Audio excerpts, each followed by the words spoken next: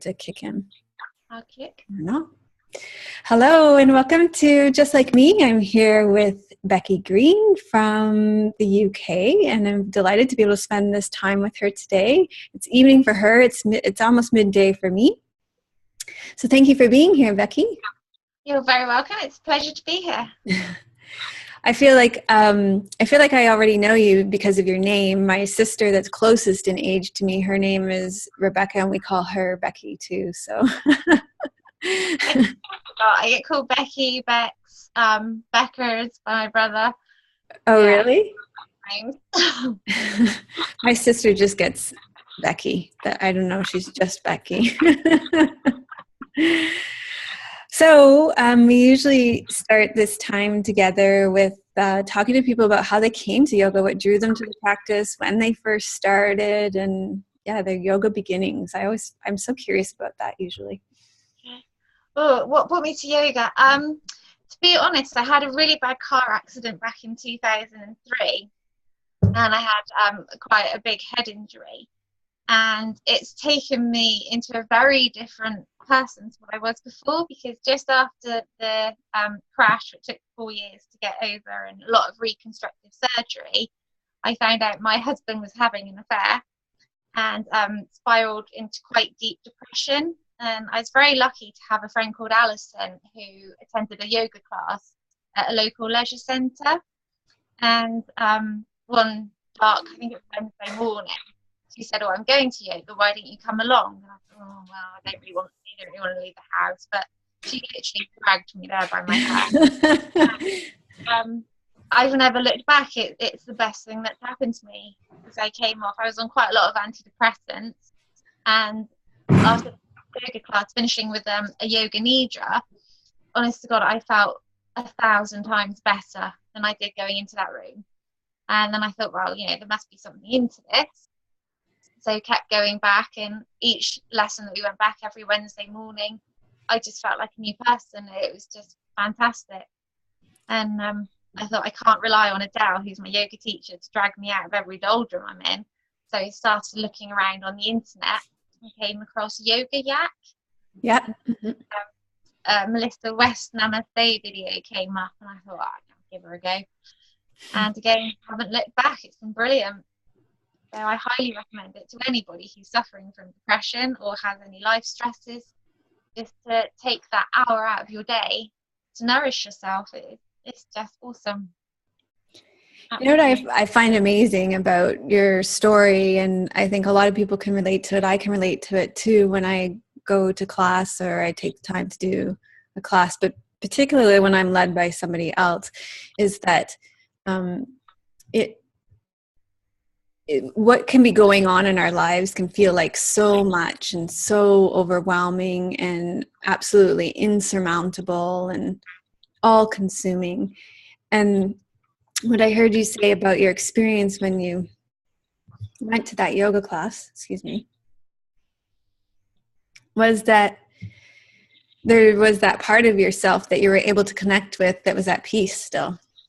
That the class took you to that place, and that each time you went to the class, you were able to connect to that part of yourself that was at peace. And that part of yourself is always there, even no matter what kind of turmoil is going on around you. Yeah, absolutely. And I think it was like almost admitting to myself to look after myself more, and not to think, what are other people thinking about me? What their impressions of me? It's just like, do you know what? I can't influence what they think, so I'm just going to concentrate on what I think about myself. Yeah. And that was one of the turning points as well, is that, I still had quite a lot of facial scarring going on that was still very fresh, and people would look at you and say like, "Ooh, what happened to you?" And it's just like, well, if you want to come and ask me. But otherwise, I can't help what they're thinking, what they're feeling, but I can help what I'm thinking and feeling. And I think Adele really brought that home to me. And I learned go through yoga that you start with, there's nothing wrong with turning inwards, but that turning inwards doesn't have to be bad. It doesn't have to be negative. And I think that really changed for me. And my whole outlook on life is, don't get hung up on the small things, all the big things really, because what will be will be. Yeah. go with it.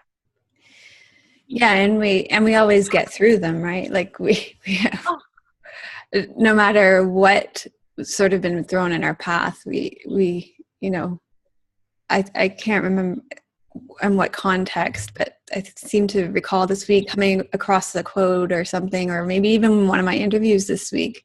Yeah, it was in one of my interviews this week. Tina said to me that she came across a quote that told her that we have 100% success rate. We've gotten through everything that we've been through in our lives so far, so chances are we're going to continue to make it through. Yeah. And my granny, she actually said to me that life wouldn't deal you what it's dealt you unless it didn't think you could cope with it. Mm-hmm. And I thought, oh, well, yeah, okay, maybe you've got a point, and maybe I am stronger than I thought I was. Mm-hmm. I've kind of carried that forward with me, as well as my granny's wise old words.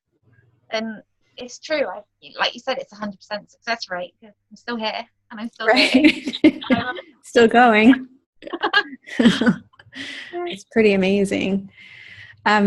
So how close were all these things together? Like you found out about your husband, and then there was this car accident, and then you started going to do yoga. Like, it's like when you speak about it, it sounds like all very close, but it couldn't have been all that close together.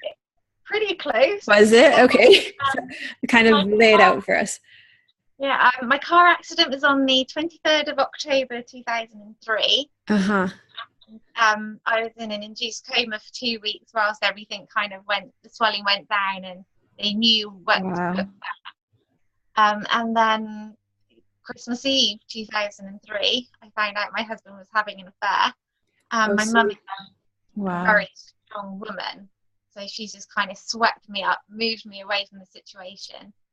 And then, so those two things happened pretty quickly. So that had been going on before the car accident, and you just found out afterwards? Wow. Yeah, bless him.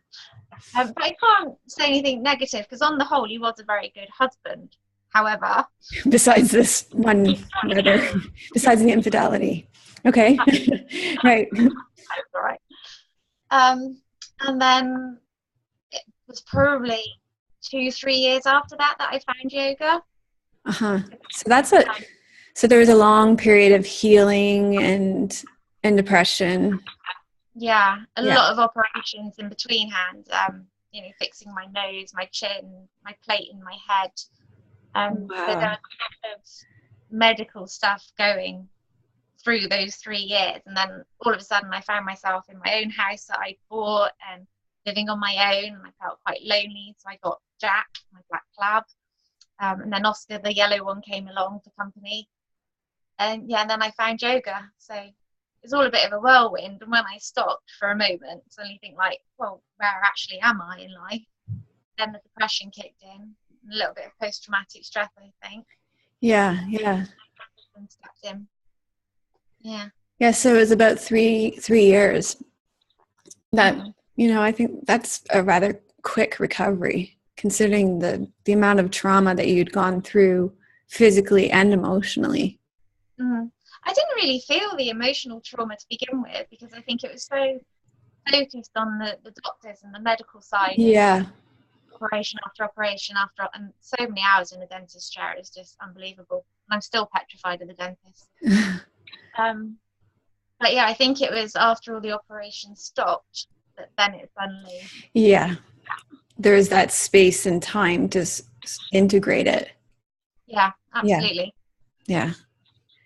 And then that's when you could start the yoga. That makes sense. When you had some time to start processing it. And Adele, my yoga teacher, is really, really good, because it's left me with really low blood pressure.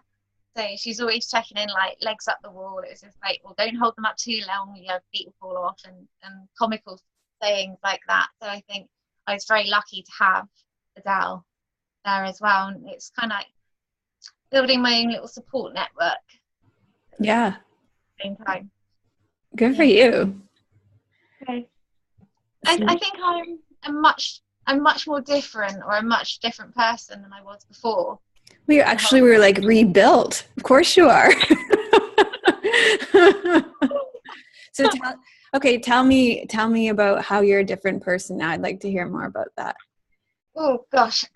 Before the crash, I was very work driven, and everything revolved around targets, achieving, and being that successful businesswoman working as a very high position in the bank. I was very much like, yeah, look at me, I'm a go-getter, I can do anything. Uh-huh. And then after the crash, and by the time I came out of it, and after finding yoga, I'm just like, do you know what? Work's not everything, money's not everything. As long as I'm happy, who cares what I do? And it kind of really changed my life attitude of, you know, you might be gone tomorrow, so you've got to enjoy today. And I think, again, with yoga, it brings you really to living in the moment. Mm-hmm. Think of what happened in the past, and you're not considering what's happening in the future. And I refuse to be led by targets. And I think a work-life balance now is absolutely key. Mm-hmm. The crash, it was just work, work, work. So, and do you still work at the bank then? I work at a bank, not the same bank. Not the same one. So you work in the same field? Yeah. I've kind of scaled down because I was a regional manager for a UK bank, which was, you know, I had from Gloucester all the way down to Penzance that I was managing. And now I just go in, I sit in a branch, I talk to customers, I deal with their requests, and then I go home. So it's a lot more manageable. Absolutely. Yeah. So you made some trade-offs there. Yeah, the salary for one of them. Well, but then there's not as much time there as well. It's still full time, so it's still 8 o'clock till about 5:45ish in the evening. But it's not like 7 o'clock in the morning through to 11 o'clock at night. Right, you're not taking it home as much. That's it. Well, I refuse to take it home because I think as soon as I leave the door of the bank, then that's my day done. Yeah. Get hold of me, but then get hold of me from 8 o'clock in the morning tomorrow. But don't text me or anything during the evening because you won't get a reply. Well, I really admire that you've created that work-life balance for yourself. It's vital, and I'm really lucky. I've got a lovely, lovely boyfriend now that, you know, we do crazy things together, that's such as mountain biking, and it does petrify the life out of me. I was going to say, as somebody who's had their head reconstructed, you do know that's a very dangerous sport, don't you? It's got a good helmet. Be careful. But again, the crash has kind of given me this almost like a bionic woman feel. So, like you're already got a plate in your head, so you're kind of like extra protected. Absolutely. And the worst that could happen was I dent. I wouldn't break anything.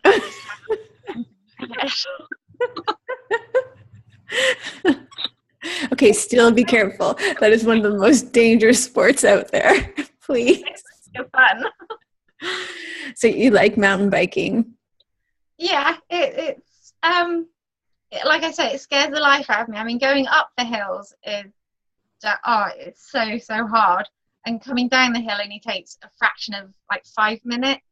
But it's those 5 minutes of being completely out of control. You know, you don't know where you're going, you don't know what to look at first, and you're at the bottom, and you think, oh, done that, do it again. Yeah. Do you have a lot of hills where you live? Like, are there mountains where you live?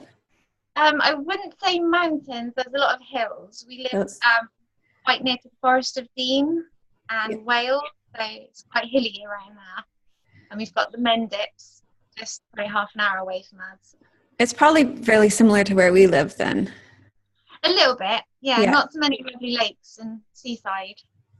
Right, but elevation-wise, like you're probably like we don't have a lot of elevation, right? Okay, we have mountains, but the elevation isn't that high. It's like 300 meters, 200, 300 meters. Not like when we were in Banff and Jasper this summer, where it's like 5,000, 6,000 meters, right? It's not like that. Yeah, but around here, they call them mountains, but the elevation isn't actually that high, you know? Yeah, I think we probably call them hills. Yeah. It's really good fun. And again, a lot of friends do the mountain biking, and we all talk about our bikes. Like, we've got a full suspension bike, so it's got suspension at the front and the back. And we talk about mountain bikes all day. So do you do the yoga for cyclists class then? I find that really hard. Seriously? Seriously, I find it, I find that one taxing, so I tend to stay away from that. Really? Okay.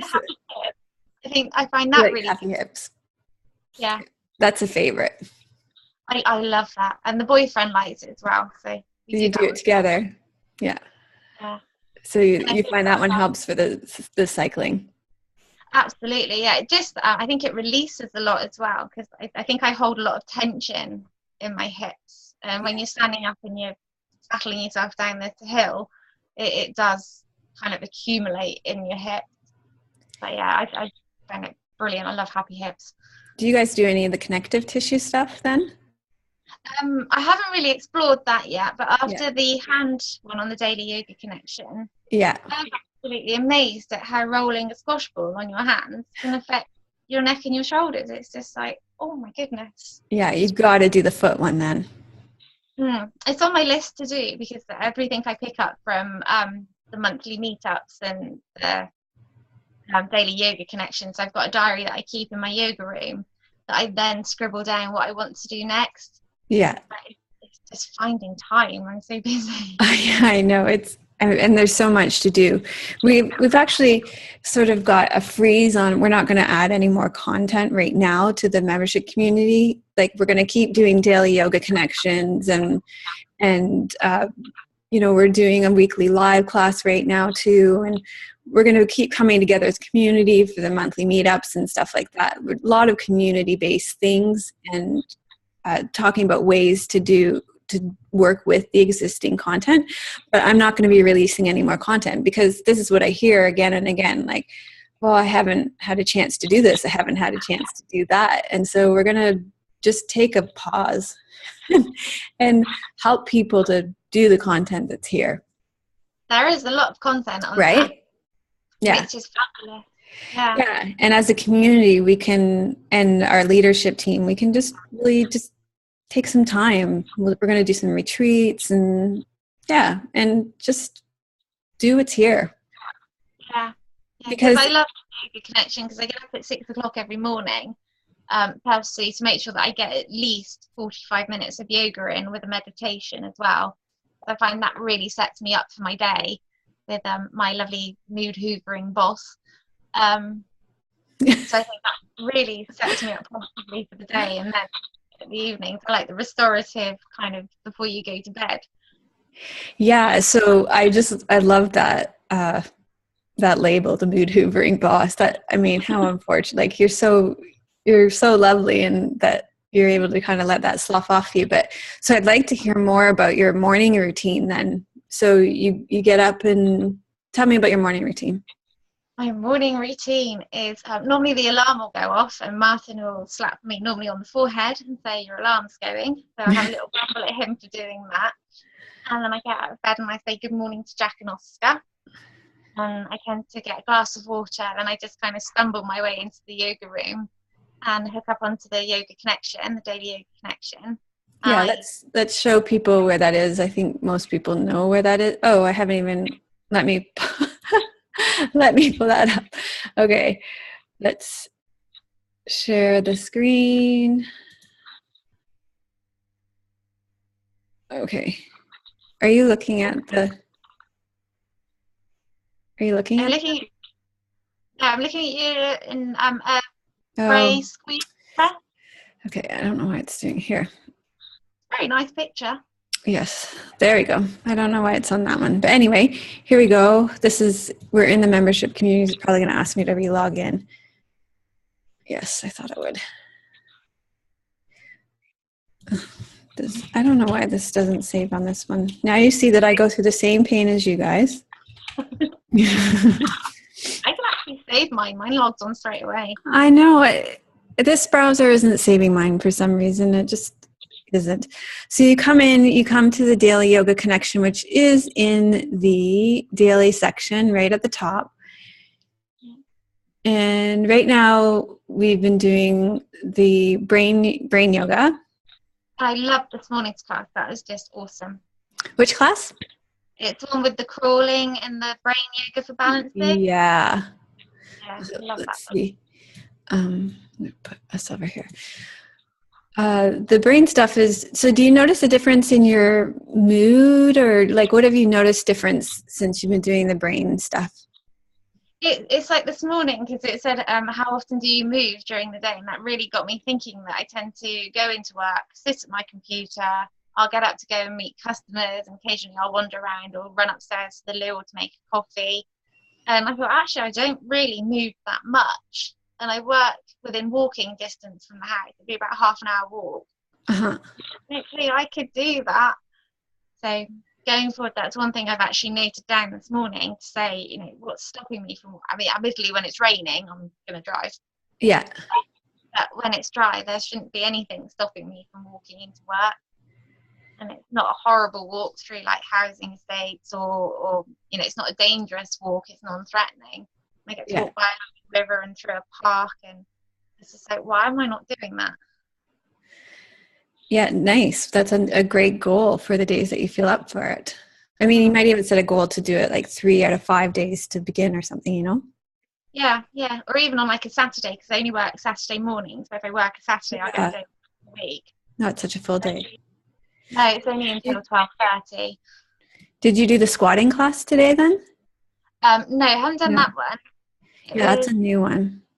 It looks good though, but yeah, it's the one with the almost like the gate pose where you went from side to side. Oh, okay, yeah.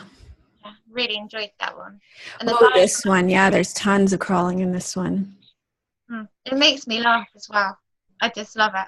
Yeah, this is a really fun class. And this class, this brain yoga standing for balancing postures, is what made me do this whole brain yoga breakdown series, which is what's being released right now. These are all the new classes that you're kind of getting slow drip right now, where you're getting the how to crawl and stuff, because it actually takes a fair amount of upper body strength to do everything that's in this brain yoga for standing postures class. It's a fairly physically demanding class. So then I went back and did like the brain yoga breakdown to break it down to make it easier for people. Yeah, no, it is. It makes a huge difference to my day. And the days that I haven't actually managed to do it, which are very few and far between, I do feel a massive difference in mood and outlook.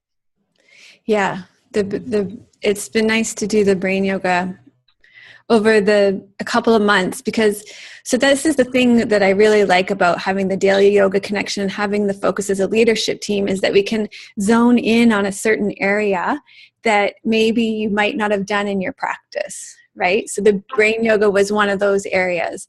And for example, right now we're planning way far ahead, but in February, we're going to do Fascia February. So like you said, the connective tissue is not an area you've really picked up yet. And that's true for a lot of people. And if we can plan ahead for Fascia February, then I can get people now to think about, okay, do you have your props yet? If you haven't got the props yet, know that in February, we're going to be doing the fascia stuff. Plan ahead, budget ahead, maybe even at Christmas, ask for these things. Then you know that you can have them. And then we can really go into that practice, because that's a whole area of our membership community that you guys have access to, that people doing the free stuff outside don't have access to. That's just incredible. It's like the leading edge of movement research that's really going to get you moving better. Like you said, when you do the hand stuff, you can't believe the difference in your neck and shoulders. It's incredible. Absolutely phenomenal. And I've even taken my squash ball to work. So when I have like 5 minutes, I'm there on the desk rolling and it really is phenomenal how it helps. And like the ear massage when you're massaging your ears. Yeah. And that, like the ear massage, that's exactly it. That's a fascia practice. And this is like your ear maps your whole body too. So when you do your ear, you're affecting your whole body. So it's incredible. Yeah, absolutely. And it's just, I think doing the yoga connection so early in the morning, it gives me so many like little moments throughout the day where you think like, oh, I'll just have a moment doing that. I've got 5 minutes. I'll just have a little shamatha meditation. Nice. My desk is like this. Yeah, brilliant, because they're nice and short and you can take bits and pieces away, and I think really integrate that into your day. Perfect. So is that the meditation you do in the morning? You mentioned you do meditation in the morning. Yeah. So let's show people where they are, because I was curious if you maybe switched to, okay, here we go. I was curious if you'd switch to the one that we did at the meetup this weekend. That was a diaphragmatic one. Yeah. Yeah, no, I do like doing that one. Are you looking at the membership community now? I am. I can see. Okay. So the shamatha meditations are in the short video section, and they're a nice guided breath practice. So you can focus on your, let's see. And I like the different, like, is it 24, 12, and 6 minutes?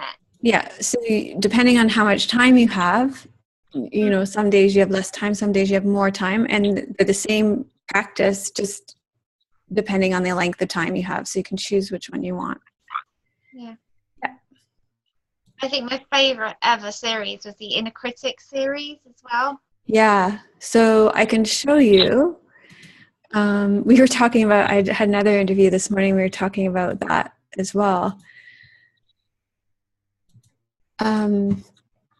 So if you type in here, Inner Critic, then you can find the Inner Critic series on here. So let's see. I think the first one is Befriending Your Inner Critic. So you can look up there and you can do that series. Have you done that series more than once, Becky? I have. I've done it a couple of times. I haven't done it for probably about 6 months now, because I kind of go to that when I'm feeling a little bit meh. Yeah, so that series is full on. So do you go all the way through it? If Martin's away and he's busy, or he's doing stuff on his motorbike, then I will hunker down in my yoga room and try to do at least 3 hours of yoga. Or if I've got like a day off during the week and I don't have anything planned, then yeah, that's my yoga day. All right. Oh. Yeah, because that series it's huge. It is, and it's a very powerful series, because it's, you know, not living up to media images. You think like, oh, is my hair okay? And that links me back to after the crash of, why should I really take on board how other people are looking at me? It's how I see through my eyes that matter. And it really embeds that train of thought again and brings me back to where I should be, rather than like, oh, I'm not perfect, but who is perfect? Yeah, well, we all are, actually. Just as we are. I think you'll really like the class that's coming out tomorrow then, 3:52. It's on body image. I asked you guys if you wanted a class on body image, and that class was pretty head and head with the strength class in terms of votes. And I had it planned for a while, and when I was teaching it, and when I planned it, and then yesterday I taught it, I was like, oh man, this is just classic Melissa stuff. Like, it's just like a classic Melissa class. And then when we filmed it yesterday, for about the last 10, 15, 20 minutes, there was 2 ravens calling back and forth to each other through the whole class, through the whole last bit of it. And it was just magical. The calls were just so gorgeous, the croaking and going on. And it was like, it was just magical. So I was like, this is one of those classes that's just, for me, is going to go down as, so I think you'll like it. You have to let me know. It's like the Inner Critic series. It's like Breathe, Love, and Let Go. It's like the Sankalpa class. Just every once in a while, one comes along that's kind of magical, I think. And I think that one is too. Yeah. And I love all the locations you pick. I mean, how do you choose all the locations you pick? Well, we have our favorites. And then sometimes we choose them because we don't have a lot of time. We have to choose something that's close. But when we have time, you know, we choose the most gorgeous, and we drive and we go, and we, you know, we choose a spot that isn't as loud, noisy. But we're very lucky because we live a block away from one of the most gorgeous parks on the whole island. So, you know, that's our default. We've got that. But I think also we're very lucky because we live in one of the most beautiful places in the whole world. So yeah, I would say that. It's not hard to find beautiful locations to film. We can find that fairly simply. And to be honest, when sometimes I'm looking for a visual meditation where you just gaze at something, some of the pictures that Tim puts on Facebook, they're fantastic for that, because they are just his single one of the boat in the middle of the ocean, and it's, oh, how lovely is that? Imagine being on the boat with like no noise and no cell phones and just like the lapping of the water, and oh, I was away on that one. Yeah, this weekend we're going to Ucluelet, which is really close to Tofino, and it's just one of the most beautiful places on this island. I'm just so looking forward to it. Tomorrow we're leaving. Can't wait. we won't foraging with a friend, so it's his birthday, and on Sunday he's got an expert who guides you through what mushrooms you can eat and berries you can pick and eat. So exciting. Yeah, we're actually doing that on Sunday afternoon, which I am really looking forward to. Oh my gosh. I'm going even if it's chucking it down with rain, I don't care. Yeah, absolutely. Well, it won't be in the forest where the mushrooms are, like even if it is raining really hard. Yeah, you don't get that wet. You don't get that wet. You've got good rain gear probably. Yeah. Oh yeah. You have to. I have Labradors, I've got wellies. Yeah. Exactly. So you do the DYC, you do your meditation. Inner Critic series is one of your favorites. Do you have other things you want to tell people about? I love the Sankalpa lecture. I really enjoyed it. Okay, let's show people where that is, because that's maybe not somewhere that people would know, because there's the lecture section. So if you go to the forum and you scroll down past the short videos, the study and reading groups, and there's a lecture. So what do you like about this lecture? It just really brings home how, you make it personal to yourself, and it's almost like your mission statement, should I say, for a day. And you can have the same Sankalpa for a day, a week, a month, even like the lifetime one that I tend to come back to every now and again. And it's just, words can be so powerful, but they have to come from within, and they have to be words that you resonate with and that you feel are beneficial to you, and it's positive. And I think the whole lecture really breaks down what could be quite a complicated and in-depth subject to look at in something that's very understandable and detailed on how you can make it work for yourself. Wonderful. I'm so happy you're using this. So a couple of things. In January is going to be Sankalp month. We're going to do a whole month on intention setting in the membership community. And then do you do any of the Sankalp classes in the short section? I do, but at the moment I'm tending to concentrate mainly on the yoga connection, the daily yoga connection. So they'll come up in January, but just for people that it just made me think that I will show these videos, because there's the lecture, but if you like to do classes, there's a couple of videos here that are quite good. Well, actually, so for one, the yoga for mornings, this video is very much centered around intention setting for your day. Yeah, that one is brilliant. It's a favorite. And then the other ones are actually around intention setting. And there's ones for, let me just go down, find them. Here they are. So you can have one to set your intention for your yoga practice. And I think it's fairly short. Let's find out. I think that was on the yoga connection recently as well. Yeah, I think Diane put it on, you're right. And then you can also have one, this is a very powerful one, is creating your intention for the day. It's a meditation, it's 16 minutes. And this is one that I often recommend as a 40-day practice if you want to really focus in on what kind of intention you want to set for your day. So if you wanted to take the concepts from that lecture and apply it to your day, that would be a good one to have for that. And it's really helped, I think, having even like the 5 minutes setting your intention for your yoga practice. I think sometimes you can be in a bit of a rush, so I'm just going to go upstairs, do some yoga, get it done, out the door. But I think if you spend that 5 minutes just to take a step back, set your intention, how are you feeling right now, how do you want to feel afterwards, you're going to concentrate on your breath, and yeah, it really builds on the power of your yoga practice and the good that it does. And just beforehand and after, I think just highlights the difference for me. So do you set an intention for your practice, or have you set longer term intentions as well? I have the lifetime one that I carry with me. And, I give myself love and respect from within. Beautiful. That's my lifetime one. My daily one that I tend to use is I am strong, I am confident, I am enough.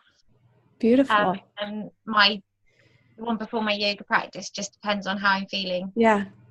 I like that you have those different ones to support you with what you need. Like it's great to have those fluctuating ones, because what you need when you come to your practice might be slightly different than that kind of overarching one for your life. And yeah, that's good to be flexible with them like that and to allow space for other ones to emerge. Yeah, and I can change and adapt them. So 1 month I might be struggling with something and I might get over it by the end of the month and think, nah, done with that one now. Yeah. Maybe like a long one, a short one. What was the one you said? There was one that you had on one of your classes. I'm beautiful, I am bountiful, I am blissful. Yeah. That's in, you know what I'm going to share, because if we go into the community playlists, they're in there as well. So it's a playlist that I made recently, and I know it's in there as well. So let's go into the community playlists. Here they are. And these were suggestions for a 40-day practice. And I'm actually going to add that live meditation I just did the other day. But so the diaphragmatic breathing's in there. I just added that one. But so here you're setting an intention for the day I put in here. But the one that you're talking about is this 3-minute meditation for prosperity and self-esteem. That's the I'm bountiful, I'm beautiful, I'm blissful. And that's a beautiful one that, like you said, you could stay with for a month or 40 days, and then it will absorb on a cellular level, and that might be enough. You don't, it might not be that you need to do it for longer than that. But I find it really, really handy actually, because sometimes I've got a Vespa scooter. So sometimes I go out on my Vespa and I don't have the car radio on, and there's no real distractions other than what's going on the road. And I'll kind of play that over and over again in my mind, and I'm looking around and I'm seeing fields and trees and the birds, and it's just like everything is beautiful and everything is bountiful and everything is blissful, and so am I. That's awesome. Yeah, and it's a great one that you can use to, like you said, when you're out and about, or you could do it when you're walking, or like as a walking meditation like that too. Yeah, it's a great idea. Love it. Thank you. Yeah. And walking my dogs on Sunday, we took them to the beach in West Bay, so we had all the beautiful sand and the sound of the ocean, and again that just kind of popped into my mind from nowhere that this world is beautiful, and the bountifulness of the sea and what's in the ocean and what it provides. And it really, I think that's a short but very, very meaningful and very deep one for me. Yeah, it's beautiful that you're carrying it with you, and then it comes to you in those moments in a very authentic way, right? Yeah, definitely. Yeah, beautiful. Yeah. I just think finding my way onto the membership site in the community and befriending Paige as my yoga buddy. I haven't spoken to her for a while, I must admit, but it's nice to know that there are so many like-minded people out there, and so many things, and so much knowledge and information and classes that you can turn to. I'm just in awe of you. So. Well, I really appreciate that you've spoken about the connections that you've made, and that was something that was brought up in the last interview that I made as well. Is that it's about coming together, right? It's about the community, and you often come to the meetups as well, don't you? Yeah. What do you like about the meetups? Again, it's so many people from around Europe, and I'm tempted to join one of the other ones to see like what's going on in Australia and places like that. But the time zones, as you say, You have to be up in the middle of the night to do that. Well, if I could set the alarm, I'm not gonna lie, it's gonna be tricky. But it's just like so many people from so many places that are coming together for an hour and sharing so much experience. And what one person takes away from a practice could be different to somebody else taking away from a practice, and just integrating how you feel about something with somebody else, or hearing somebody say, oh yeah, actually I felt the same. It's just like, oh yeah, it's really cool, that part of it. I love it too, coming together and hearing all that. Are you going to be able to come to some of the live classes that we're having on Monday nights? Does it conflict with your work schedule? What time? I haven't even looked at it. What time are they on? I'm going to find that for you right now. I'm like, whenever I start something new, I get really jived about it. So I love, I guess you guys already know this about me. It's nothing new, but I love starting new things. So here's the Monday meditation class. And so the one for you would be 9:30 Pacific time. So I think you're 8 hours ahead of me. Yeah.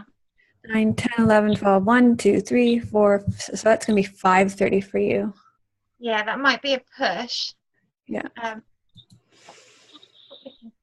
But yeah, I will try to do it, because I think a live yoga class it's a live guided relaxation. You could come in. I don't know what time you get home from work, but you could come in, because at the beginning we share our intentions. And then we get into the actual guided Shavasana, the guided meditation. And then we have time to speak about our experience. So by the time we go around and get everybody's intention, like it might be, you might be arriving just in time to do the actual class. Yeah, sure. Because I've got in a couple of weeks' time, I've got a Monday off. So yeah, so you can come for that. Be joining that one. Yeah, and we have recordings of them as well, so you can, if you miss them, I'll show you the recording. You can click here, and people will comment on them. Of course, you have to scroll down. It's so lovely because you get to see everybody and hear about their experience. And so once you've done that once, so you probably don't need to do that every time, but I timestamp them so you can go right to the guided meditation. Ah, because I saw pictures of it and you covered in like a lovely blanket, and I thought, oh, that looks so snuggly. Oh yeah, this is the ultimate in relaxation and letting go, and oh yeah, this is cozy. Let go tension, drop into the earth. This is not sit up and clear your mind. It's like the ultimate. Lie down on the ground and let it all go. See, I would be worried that I would fall asleep and start snoring. I mute you, so if you can snore your head off. I want to. But I was actually worried about that a little bit the first time I taught the live class. Because it is so deeply relaxing. I thought, I wonder if anybody is going to go into a really deep sleep, and then because I actually have everybody get on the floor, and so in the middle you can see, so everybody's sitting up like this, and then when I have them go on the floor, it looks like this. And then I have them get up, and I thought, surely one of them it's going to be like this. Right? And they're not going to come back. Everybody came back. I was surprised. But eventually somebody's going to fall asleep and not wake back up. That's just a given. That will happen. And that's okay. I remember this lovely lady, she called Sylvia at my old yoga class, and absolutely gorgeous lady, but she would always fall asleep during Shavasana and the Yoga Nidra, and you just gently hear her snores in your ear, and I find that so comforting, and it's just like it's just like, Sylvia, wake up. And I'm like, oh, I loved it. I thought that was brilliant. Yeah, there's often some snorers. Yeah, there was one in this one class I used to go to years ago, and she'd be still snoring, sleeping after we all left. That's some serious sleep deprivation. This is years ago, like 15 years ago. That's serious sleep deprivation. And that's okay. If you want to fall asleep, you fall asleep. Yeah, it's okay. I know in my meditation class now, my teacher says if you fall asleep and you start snoring, because snoring can be kind of disruptive, but we will come around and just tap you on the toes. And I also loved it. Another woman with, as soon as she'd do her first snore, she'd catch herself and she'd bolt upright and, I'm at yoga class. And then she'd like lie down. I absolutely love it. Have you ever fallen asleep in yoga class? This has never happened to me in yoga class, but this has happened to me at acupuncture, where I fall asleep and I've fallen so deeply asleep that I wake up and I don't know where I am. Yeah. Where am I?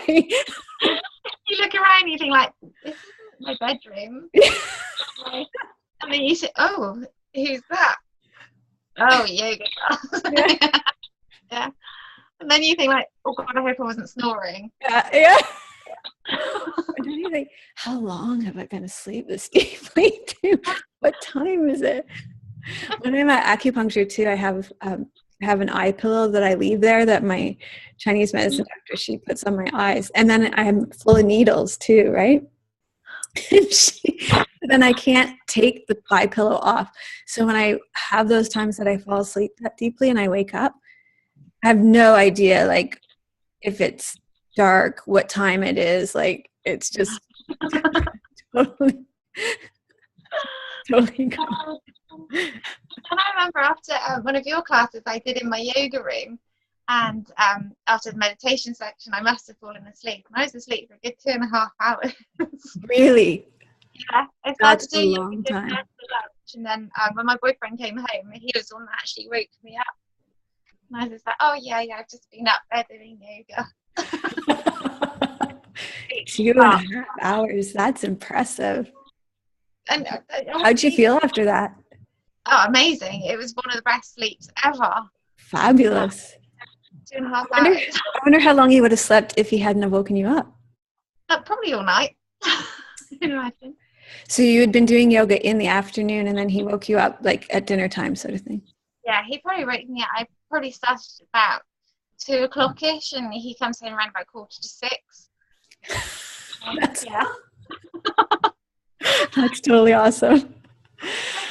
Oh my gosh, that's amazing. Okay, well, it's 3 minutes to the hour, and I have another appointment. Is there anything else you want to tell people? This was like a totally awesome conversation. Is there anything else you want to tell people before we finish up?